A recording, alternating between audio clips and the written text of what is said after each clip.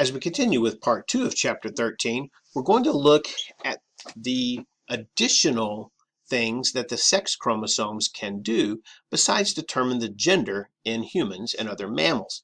So in addition to determining the gender or sex chromosomes have many other genes for other characters, especially the X chromosome.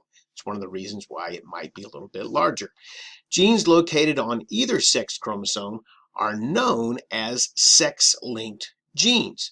Now, don't confuse these with the linked genes that we just talked about, which are genes for two different characters that are located on the same chromosome. We're specifically talking about genes that are located on these sex chromosomes. So, if a sex-linked trait is due to a recessive allele, and the female expresses the phenotype only if she's a homozygous recessive. Okay, these are sex-linked traits on the X chromosome like we were talking about. So if the sex-linked trait is a recessive allele, the female will only express that phenotype if she is homozygous recessive. Now, this makes these sex-linked traits more common in males. Why? Because a male has only one locus, only one X chromosome. So a male that receives a recessive allele from his mother will express the recessive phenotype. Whichever allele the male gets from its mother, either a recessive or a dominant allele, will be the one that affects the phenotype. Now, to understand these sex-linked genes and how they work, we're going to look at some specific examples of some sex-linked traits. The first is color blindness. So color blindness is an example of a sex-linked recessive trait. And again, males are more likely to exhibit this phenotype. So let's look at this figure and try to get some understanding of how this works. So with sex-linked problems, you're going to need to make sure that your notations include the gender or the sex chromosomes. So in this case, two X chromosomes makes this individual female, and an X and a Y make this gender a male. If you notice, this female is homozygous dominant, so she would not have color blindness, the color blindness phenotype. However, if crossed with a male that has color blindness, this means that the male has a recessive allele on the X chromosome.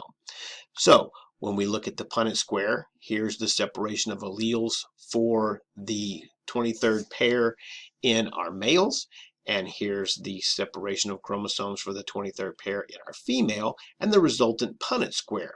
Now notice that the gender is always 50-50, two males to two females. But notice in this case, we have heterozygous individuals for females and normal males. So if these two individuals had children, the chance that either of them would produce a child with color blindness is 0. We would call these females heterozygotes or carriers, right? Because they would carry one of these recessive alleles. Now let's suppose we took a carrier female and crossed with a normal male. Again, if the male is normal, the male only has one X chromosome, and it's the dominant chromosome here. So now the resultant Punnett square looks something like this. What are the chances that this couple, the carrier female and the normal male, would produce a normal son? Well, 1 out of 4, which is 25%. A normal daughter? Well, 2 out of 4, which is 50%. And a colorblind son would be 1 out of 4 for 25%. And then in the last situation, we'll take our carrier and cross the carrier with a colorblind male.